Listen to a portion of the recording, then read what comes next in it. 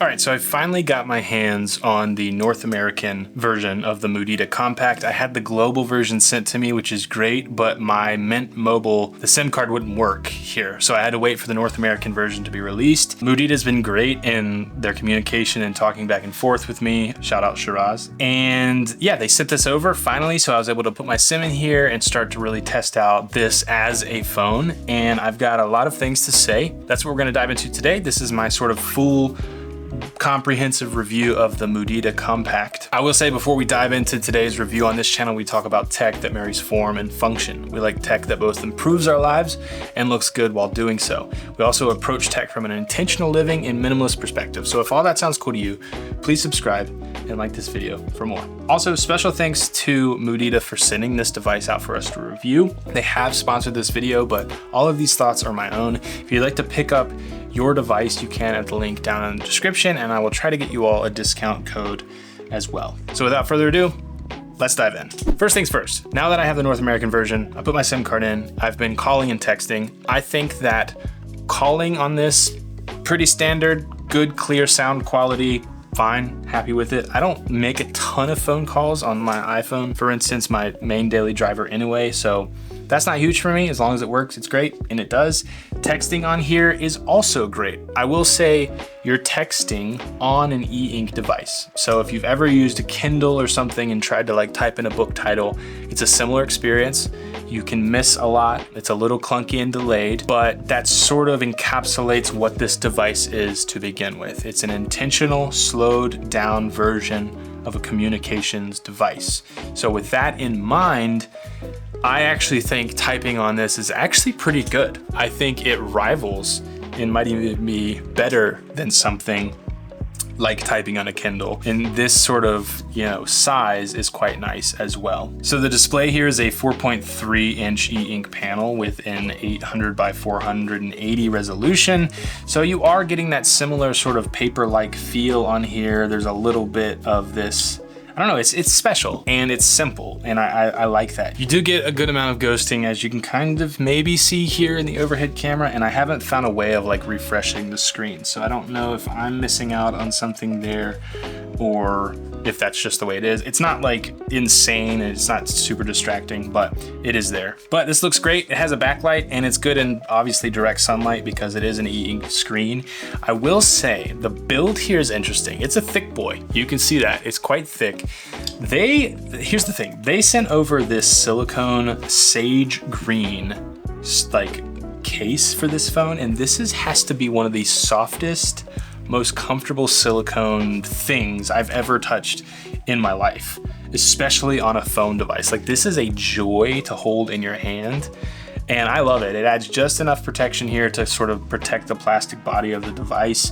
Obviously, if you drop this on concrete or something, you're gonna get big gashes in the silicone, but like, it just really adds to the look. And I even like this kind of like green border here around the device itself. So I think this looks awesome. They've got some other really interesting colors too. I love the minimal branding right here as well. I just think that looks fantastic. It's thick, but it's nice to hold. It's a small enough size, very pocketable. I love this form factor. You do obviously have these like quite large bezels here, but it's not something that you really care about on a dumb phone like that's e-ink. Like, I just haven't been like, I wish these borders were skinnier. I mean, it would be nice, obviously, but like, I don't know, there's just something about not caring about that kind of stuff when you're using a device like this, which is a very interesting thing to think about. So there's a fingerprint reader here, works fine. Again, because it's e-ink, it's a little slow relatively, but the fingerprint reader works great. And you just, rest your finger on there and we're unlocked and we're in the device. So I've enjoyed that. I don't even know if I would really, if this was like my daily driver or something, I don't even know if I would have the fingerprint reader. I think I would just have it unlocked. You just hit the button and it's open. But the fingerprint sensor is actually kind of a pretty stacked sensor lineup, actually. You've got an ambient light sensor, accelerometer, barometer, magnetometer, and more, which which is kind of crazy, the tech that's actually in this dumb device. You do get wireless charging as well, which I think is absolutely fantastic on a device like this. Like, they didn't need to do that, but it's there. It supports Qi wireless charging up to 2.5 watts. There is a headphone jack. Thank you. Also has a Bluetooth 5.0 if you prefer wireless, hooking up your Bluetooth headphones to this to listen to music, that kind of thing. And USB-C, which charges up to 10 watts over USB-C. So we're in the future, ladies and gents. I want to talk about this like offline plus thing here, which basically just bricks your phone. Like, now I can't get texts or calls.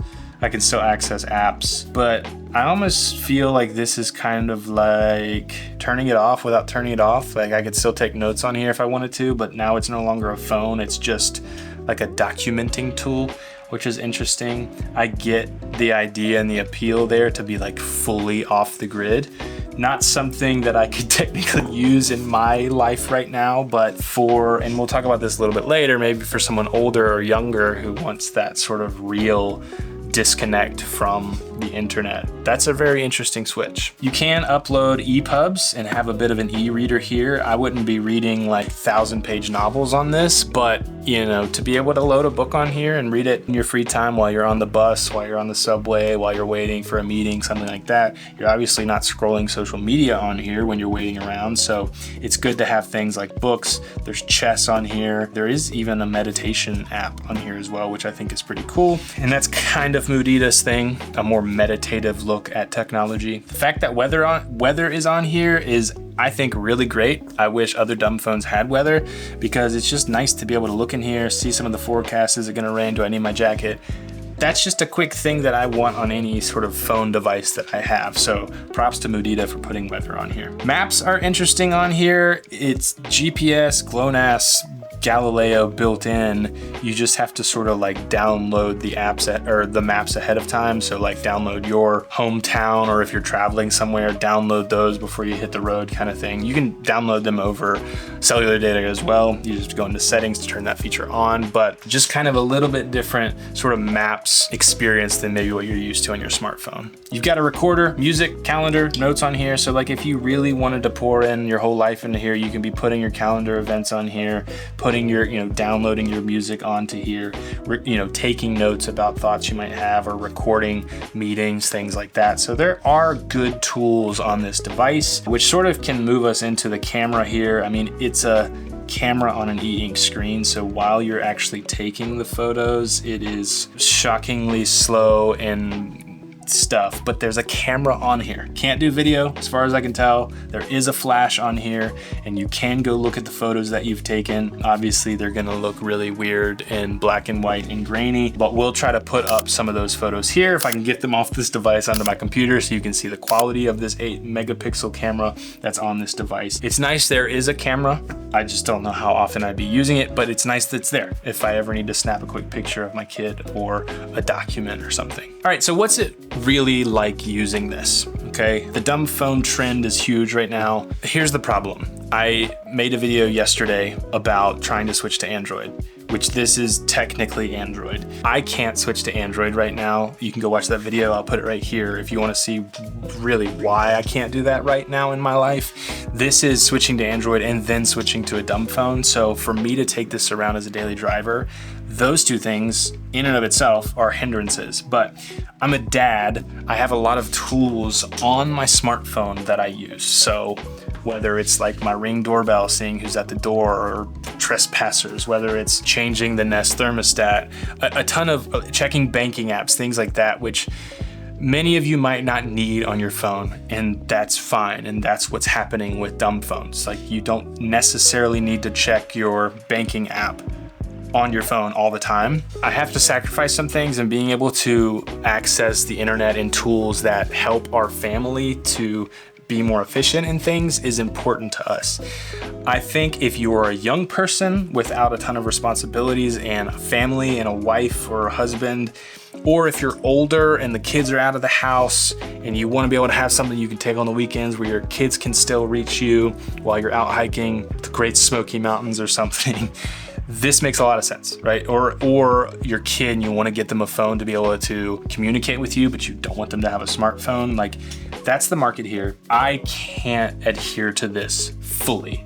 That said, I've been interested in dumb phones for a while because of the experience of putting away my smartphone. So in the afternoons when I'm with my kids, having a dumb phone where people can reach me, which by the way, big pro tip here. If you have an iPhone and you want to have a side dumb phone like this, if you're worried about people trying to reach you on your iPhone and you have a separate number here, you can put your phone into driving mode.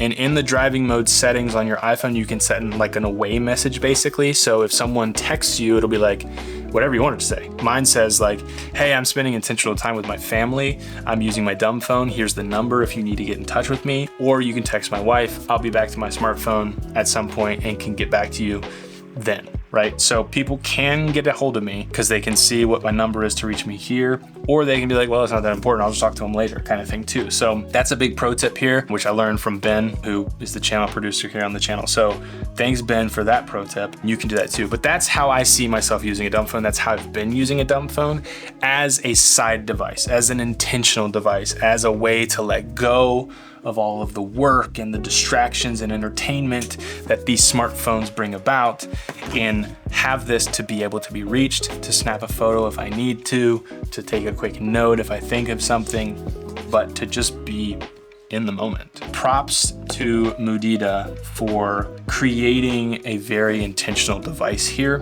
with things that for that person in that time of their life where they're able to make a jump to something like this, the right tools are on here in my opinion. And even for someone like me who can put the smartphone away and use something like this phone is awesome. So I would actually recommend anyone who has some money, some extra budget, to pick up an intentional device like this. This is one of my top picks here.